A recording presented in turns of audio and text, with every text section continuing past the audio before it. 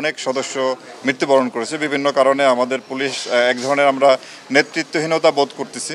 এই সময় এই পরিস্থিতিকে সামলে আমরা আমাদের বাংলাদেশ পুলিশকে যাতে আবার জনগণের কাছাকাছি নিয়ে যেতে পারি, তাদের যাতে যে দায়িত্ব সে দায়িত্ব যাতে পালন করতে পারে, সেজন্য আমরা এদেরকে সবাইকে সংগঠিত করার চেষ্টা করতেছি। তাদের মনোবলের উপরে একটা নেতিবাচক প্রভাব পড়েছে, সেইটি কাটিয়ে ওঠার চেষ্টা করতেছি। আমাদের যে আপনার আক্রান্ত যে থানা আছে সেখানে আমরা জানতে পেরেছি এখনও কিছু ডেড বডি আছে যেগুলো উদ্ধার করা প্রয়োজন, এবং অনেক জায়গায় থানা ফাংশনাল নাই। তো এইগুলাকে আমরা খুব দ্রুততম সময় আমরা যাতে পুলিশের স্বাভাবিক কাজকর্মে ফিরে আসতে পারি, এই জন্য আমরা এই মুহূর্তে এখানে দেখতে পাচ্ছেন যে আমরা পুলিশের সার্ভিং অফিসার উপস্থিত হয়েছি নিজেদের বিবেকের তাড়নায়, এবং এই কাজটি যাতে আমরা খুব দ্রুত সম্পূর্ণ করতে পারি সেজন্য আমি আমাদের বাংলাদেশ পুলিশের সকল সদস্যকে আহ্বান জানাবো যে আপনারা অতি দ্রুত স্বাভাবিক পর্যায়ে ফিরে আসেন, স্বাভাবিক কাজকর্মে ফিরে আসেন, এবং আমরা যাতে জনগণকে যে সেবা দেওয়ার জন্য যে আমরা যে কমিটেড, সেই সেবা যেন দিতে পারি।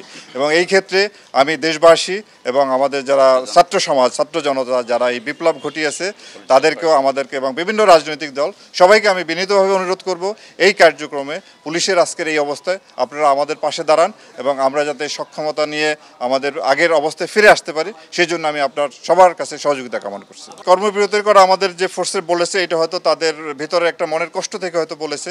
তা আমরা আশা করি বাংলাদেশ পুলিশ সদস্য আমরা যে দায়িত্বটা আছে এটা আমরা পালন করতে সক্ষম হব, এবং তাদের এই কর্মবিরতির যে ঘোষণা এটা নিশ্চয়ই এটা সমাধান করতে আমরা সক্ষম হব।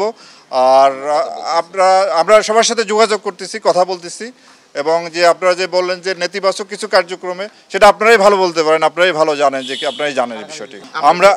আমরা চাই আমাদের পুলিশের যে আইন কানুন বিধি নিয়মকানুন আছে তার মধ্য থেকে খুব দ্রুতই স্বাভাবিক কাজকর্মে ফিরে আসা এবং মানুষকে সেবা দেওয়া। আপনারা জানেন যে পুলিশের অনুপস্থিতি কতটা ব্যাপকভাবে জনজীবনের প্রভাব ফেলে, সেটা থেকে আমরা জনগণকে দ্রুত পুলিশি সেবা দেওয়ার জন্য খুব দ্রুতই আমরা যাতে স্বাভাবিক কাজকর্মে ফিরে আসতে পারি সেই জন্যই আমরা উদ্যোগী হয়ে এই কাজটা করতেছি।